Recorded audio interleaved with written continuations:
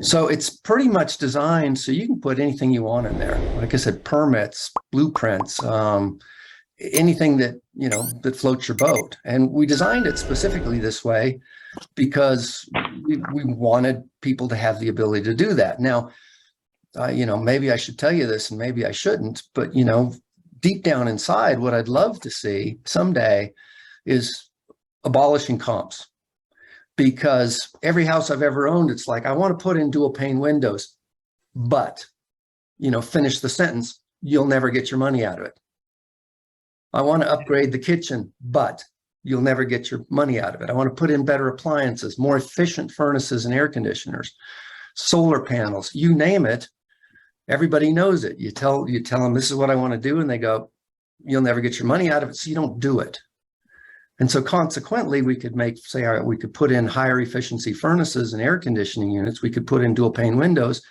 If we're never going to get our money out of it, why would we invest in that?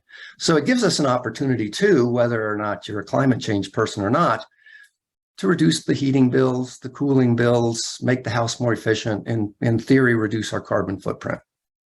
Interesting.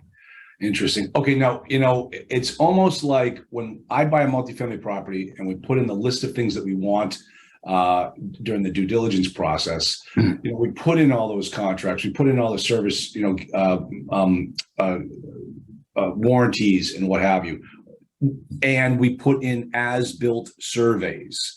And that's kind of in the same realm what you're talking about. But I'll tell you something, Brett, out of the hundreds of offers I've made and the deals I've got under contract, out of all the properties I've inspected, guess how many as-built surveys I have ever seen on a property? If it's anything like my experience, probably 1 in 12. 1 in 100. They just don't exist. Yeah. And, but the problem I'm seeing is, in your system, it's junk in, junk out. If the next homeowner, if you don't keep up that record keeping, it becomes obsolete, or it becomes meaningless. So how do you overcome that? Well, that was one of the things that we thought was really cool about doing it. So we do a QR tag. So if you sign up and you say, send it to me, I stick the QR tag on the AC unit, or you do, if you're the homeowner. I mean, you could pay somebody to set it up for you. I mean, I think this is a great side gig for home inspectors to say, I'll set up your house for you. We'll do a full inventory. We'll get all the records in there and all this kind of stuff.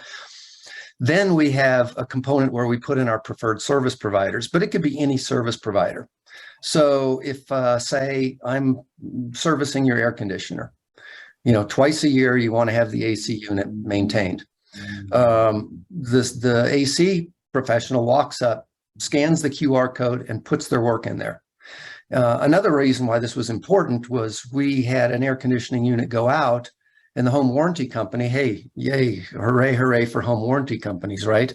They come out and they said, yeah, your air conditioner's failed, but we want to see 5 years record that you've had maintenance done every 6 months.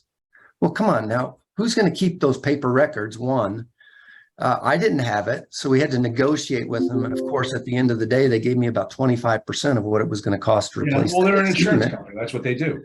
Yeah. But if I had been able to print out the maintenance records on that AC unit, that yes, every 6 months it was maintained, I did exactly what I was supposed to do, pay me 100%, it might have been a different story.